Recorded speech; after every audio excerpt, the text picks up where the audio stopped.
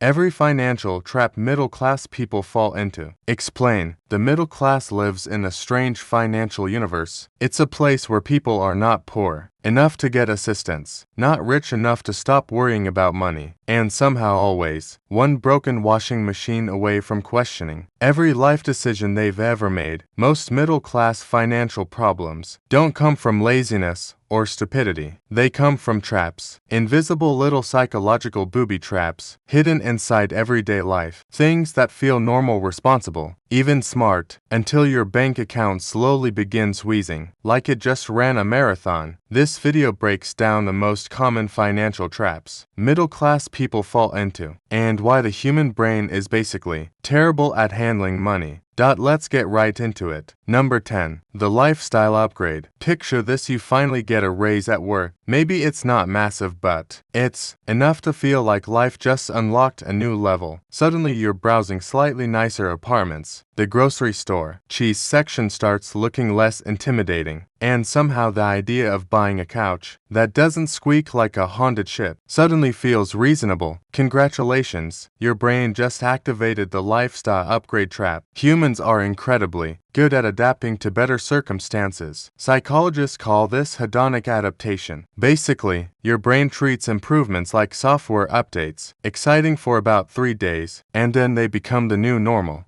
So when income goes up, spending magically follows it like a loyal golden retriever. The old card becomes embarrassing. The old phone feels slow. The cheap gym becomes suspiciously depressing. What used to feel like luxury becomes just basic living. This is why someone making $50,000 feels broke and someone making $150,000 also feels broke. It's not always about income. It's about the gap between what you earn and what your brain has decided is your standard. And the cruelest part, the more your lifestyle grows, the harder it becomes to shrink it again. Basically, your expenses evolve faster than your paycheck, and your bank account becomes collateral damage. Number 9. The monthly payment illusion. Imagine walking into a car dealership that you're not thinking about the total price of the car. No normal human does that. Instead, the salesperson slides a number across the table, like they're revealing a magic trick. Only $429 a month. Suddenly the car feels affordable, manageable, practically responsible. Your brain loves monthly payments because they shrink giant financial decisions into tiny psychological bites. A $35,000 car sounds terrifying. $429 a month sounds like a streaming subscription that got slightly out of hand. This is called payment framing, and companies use it constantly. Phones, furniture, appliances, vacations, everything becomes a harmless little monthly nibble. But here's the problem. Your brain processes each payment individually, not collectively.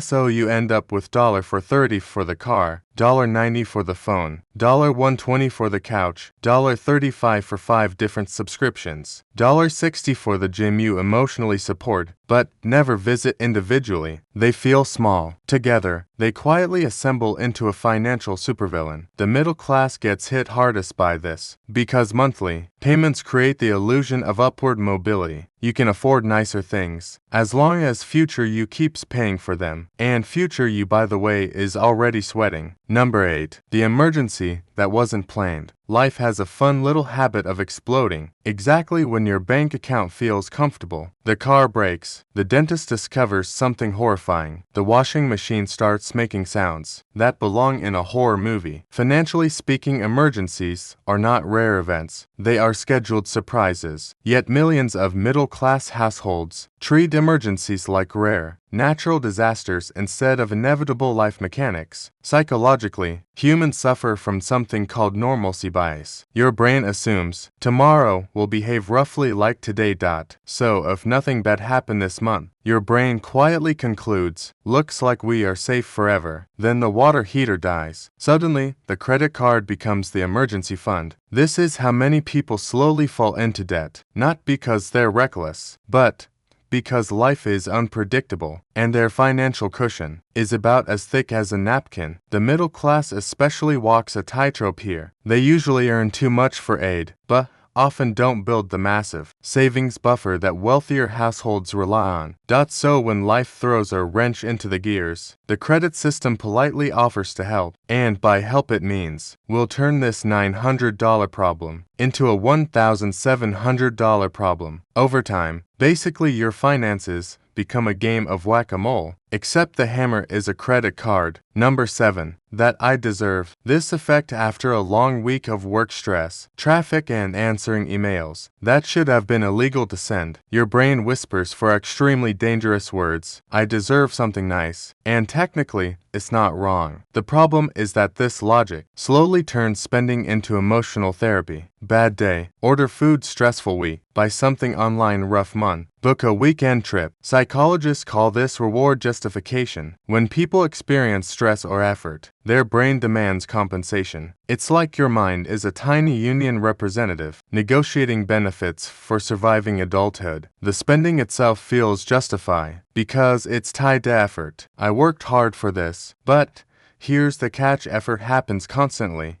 So, if every stressful moment earns a financial reward, your bank account becomes a casualty of emotional management. Retail therapy feels harmless in the moment because each purchase is small. A dinner here, a gadget there, a few impulse buys late at night while scrolling. But over time, those rewards accumulate into something impressive, not savings credit card statements. Basically, your brain starts using money as a stress ball. And unfortunately, stress balls are meant to be squeezed repeatedly. Number 6. The cheap means smart trap. Walk into any store and watch what happens when a giant red sale sign appears suddenly. Otherwise rational, adults transform into bargain hunting archaeologists. You pick up items you never planned to buy and start whispering things like, well, technically I'm saving money. This is one of the most brilliant psychological tricks retail has ever invented. Your brain is wired to love discounts because humans evolved in environments where resource opportunities were rare. When our ancestors found extra berries, they grabbed them immediately because famine was always lurking nearby. Your brain still thinks it's living in that environment.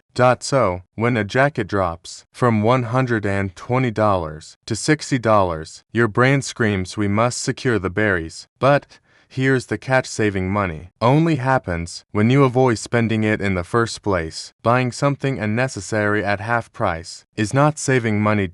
It's spending half the money you didn't need to spend. Middle-class households fall into this trap constantly because discounts feel like financial intelligence. People proudly tell themselves they're being responsible shoppers, while their closet slowly fills with things that were technically good deals. But companies know this. They engineer sales specifically to trigger this reaction because the easiest way to make someone spend money is convincing them they're being smart. By doing it basically, your brain celebrates the victory of saving $60 while quietly ignoring the $60 that just left your bank account. Number 5. The house that ate everything. Buying a house is usually considered the ultimate middle-class achievement. It's stability, responsibility, adulthood with a mortgage, and yes, home ownership can absolutely build wealth over time. But the trap appears when people buy the maximum house they can technically afford. Banks are very good at telling you what you qualify for. They are much less concerned with what will allow you to sleep peacefully at night. Imagine someone earning $80,000 a year, getting approved for a $420,000 home loan. On paper it works, the numbers technically add up, but what the approval letter doesn't mention are the hidden army of expenses that come marching in after you move: property taxes, insurance, maintenance, furniture repairs, the sudden realization that roofs cost the same as small cars. The house becomes what financial experts sometimes call a lifestyle vacuum. It quietly absorbs extra money that could have gone towards savings, investments, or flexibility. And the psychological pressure makes it worse. Once you own the house, you feel obligated to keep upgrading it. Better kitchen, better floors, better yard, better everything, not because it's necessary, because it's your house now. So what started as a symbol of financial stability slowly turns into a very polite money-eating monster. Basically, the house doesn't own you legally, but financially, starting to look suspicious. Number 4. The invisible subscription army. Once upon a time people paid for things. Once you bought a movie, you own the movie now. Your bank account is being gently nibbled by 1,000 tiny digital raccoons, streaming services, cloud storage, premium apps, delivery memberships, music platforms, fitness subscriptions. Each one costs about the same as a coffee, which is exactly the point. The subscription model works because your brain barely notices small, recurring charges. Psychologists call this payment invisibility. You only feel the pain of pain when money visibly leaves your hands, but automatic charges happen silently, like financial ghosts. A few months go by, and suddenly, you're paying $180 a month for services you barely remember signing up for. Even worse, subscriptions stack slowly. One today, another next month, one more during a free trial you forgot to cancel. Before long, you've built a small digital economy, entirely dedicated to draining your checking account. The middle class is especially vulnerable to this, because these services are marketed as small, quality of life upgrades individually. They seem harmless collectively. They form a quiet financial tax on convenience. Basically, your bank account is hosting a party, and every subscription brought a friend. Number 3. That everyone else is doing it effect. Imagine two neighbors on the same street. Point 1 buys a new car. The other suddenly feels their perfectly functional car has aged 30 years overnight. Another neighbor renovates their kitchen. Now the entire block is staring at their cabinets, like they personally betrayed the family. Humans are deeply social creatures, which means our spending habits are heavily influenced by what everyone around us appears to be doing. This is called social comparison, and it's one of the most powerful financial traps in existence. Your brain constantly measures your life against the lives of others. The problem is you're only seeing their highlight reel. You see the vacation photos, the new car, the home upgrades. What you don't see are the loans, the credit card balances, the financial anxiety hiding behind the Instagram smiles. But your brain fills in the blanks incorrectly. If they can afford it, maybe I should too. This is how entire neighborhoods slowly inflate their lifestyles together, like a group financial balloon. Everyone believes they're just keeping out, but no one knows who is actually comfortable and who is quietly drowning in payments. Basically, comparison turns your financial decisions into a group project, and group projects rarely end well. Number 2. That I'll start saving later plan. Somewhere out there exists a mythical version of you. This person wakes up early, exercises daily, drinks enough water, and most importantly, starts saving money once things calm down. This future version of you is incredibly responsible. They're also fictional. Humans have a powerful psychological habit called present bias. Your brain strongly prefers rewards right now over rewards in the distant future. Future you is treated like a completely different person who will somehow handle all the responsible stuff later. So the plan sounds logical. Right now you're busy, expenses are high, life is chaotic, but later you'll save aggressively. Next year maybe. Or after that raise. Or after the car is paid off. Or after the holidays.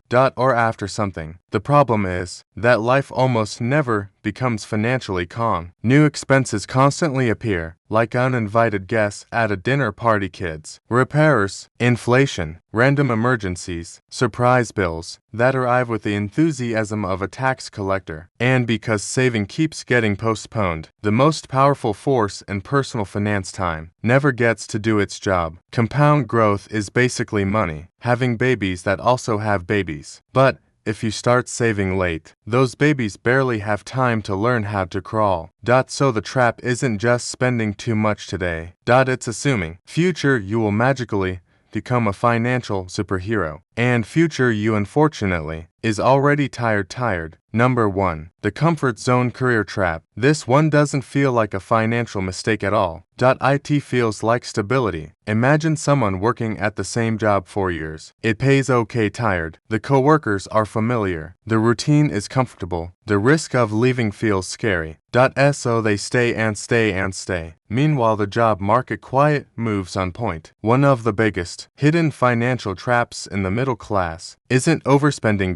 It's under-earning. Many people dramatically increase their income by switching jobs, negotiating raises, learning new skills, or moving into higher-paying roles. But psychologically, humans are wired to prefer certainty over opportunity. Staying put feels safe, leaving feels risky, even when the math suggests the opposite. Economists sometimes call this the status quo bias. Your brain assumes the current situation must be the best option simply because it already exists, but companies often reward loyalty with tiny raises while offering much bigger salaries to new hires, which means the person who stays for 10 years might earn far less than someone who changes positions every few years. Financially speaking, comfort can quietly become expensive because the biggest financial asset you have isn't your savings account. It's your ability to earn. And if that ability stays stuck in the same place for too long, your income might slowly fall behind the life you are trying to afford. Basically, your paycheck gets comfortable while your expenses keep training for the Olympics.